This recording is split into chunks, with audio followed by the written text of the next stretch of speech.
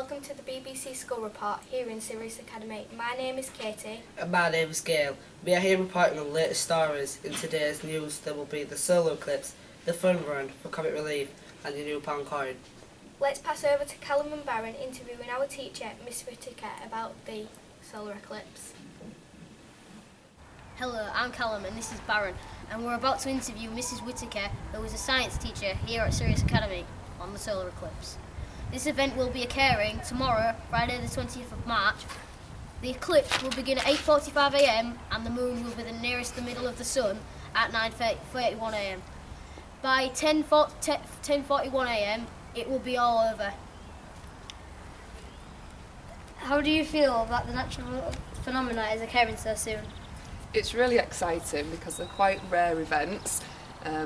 For instance, I went down to Cornwall to see the last one in 1999. That was the last time you could see a total eclipse from the UK. So to be able to see one from your home without having to travel anywhere is quite exciting. How does the natural phenomena occur and why? Okay, so what happens is as the moon is orbiting the Earth, at certain points of the year it will travel between the sun and the Earth. And because of the distances of the sun, the moon and the Earth, they happen to be just the perfect distances that the size of the moon, although it's a lot smaller than the sun, it will at certain times completely eclipse the sun. How common is this phenomenon? Well, not very common, although on average there's around about one total eclipse every 18 months.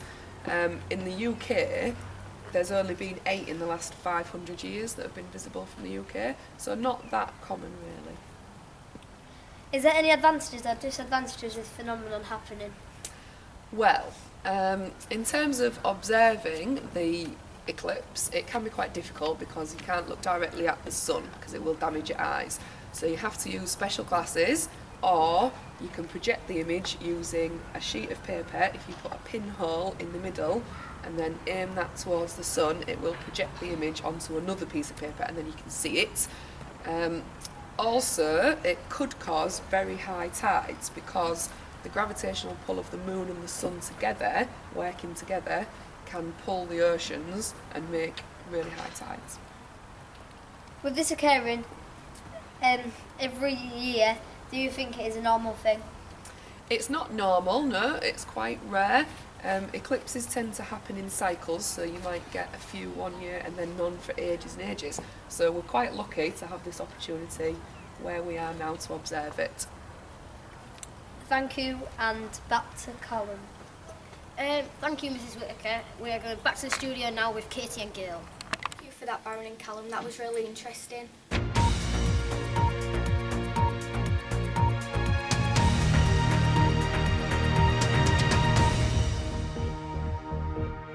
Our next story is one that we reported on earlier this week.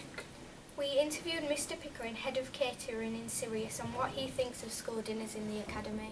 Hello, Mr. Pickering. Hi there. We are here interviewing Mr. Pickering on how he feels about school dinners in Sirius Academy. How many school dinners on average get served at the academy? On average, about 500 or 600 a day. Yeah. That's split between the Oasis, where they're doing roughly half and half. So you've got the sandwiches next door, the meals over here. How many meals get served daily, do you think? Daily,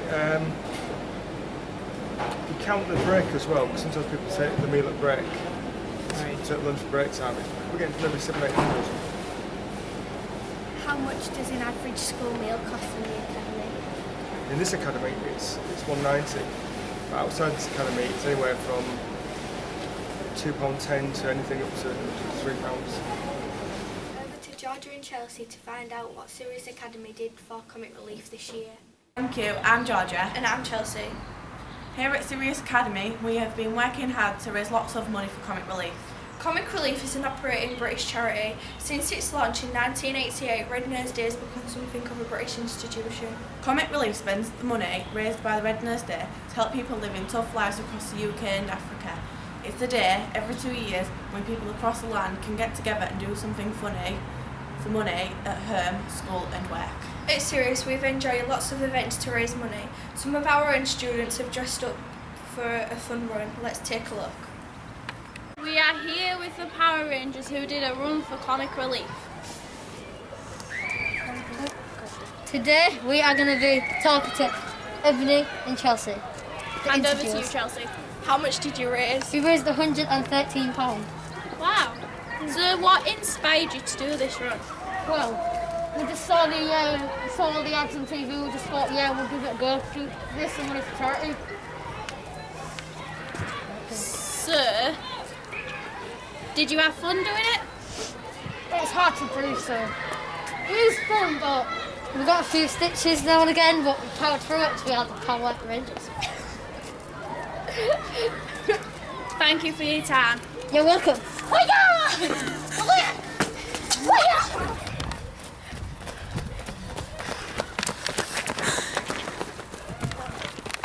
Thank you. What an amazing and supportive event, all for comic relief. Next we are talking about a story what happens all over the world, bullying. And it's getting a lot more serious because of social media. Over to Bradley and Ebony interviewing Matthew about his drama play on bullying.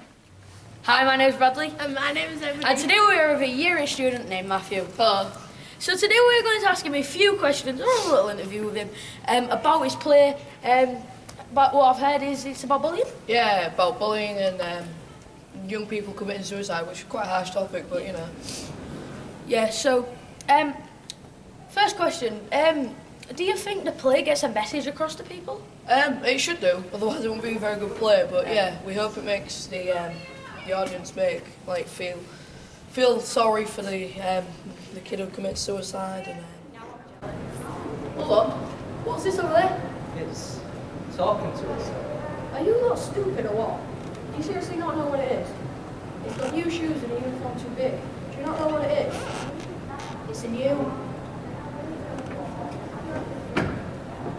Hi, I'm Charlie, and you are? I'm... You've not forgotten your own name already, have you? No, I'm... She doesn't know her own name. New.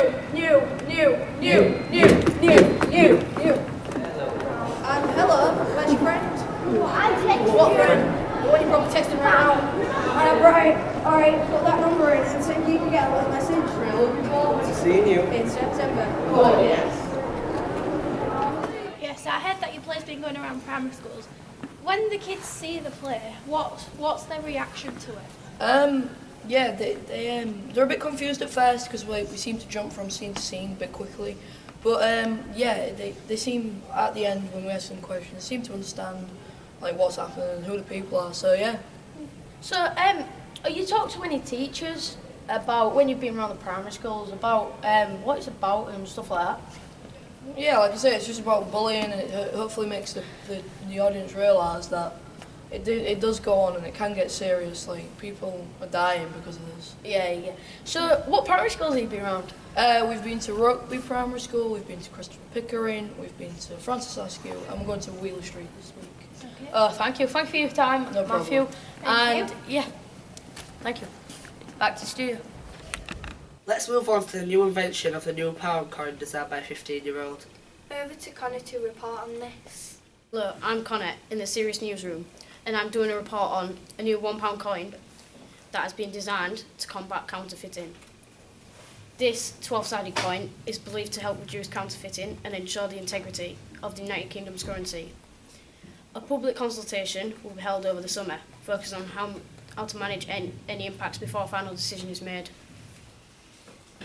The coins will incorporate the new ISIS technology, which is the acronym for Integrated Secure Identification System, and means they can be quickly scanned to check they are genuine. Finally, the coin is to be unveiled sometime this week by Chancellor George Osborne. Okay, I'm Connor, and back to the studio. 12 sides to a pound coin, wow. Let's pass over to Georgia and Caitlin telling us about quality streets on train lines. Hi, thank you, Katie. I'm Caitlin and this is Georgia.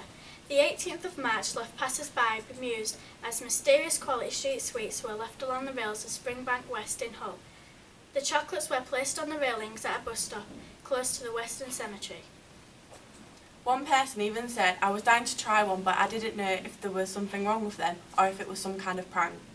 Nobody seemed to have an idea as to who these sweets were placed there.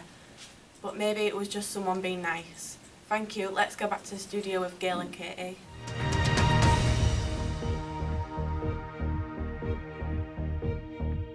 Well, that is it for today's Late Stories. Goodbye and thank you from our Sirius Academy school reporters. We leave you now with Alex for the national weather. I'm Alex and welcome to the weather forecast at Sirius Academy on Thursday the 19th of March.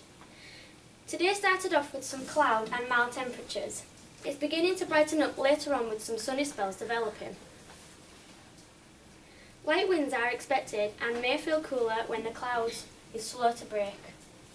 Temperatures will only reach to around 7 degrees Celsius.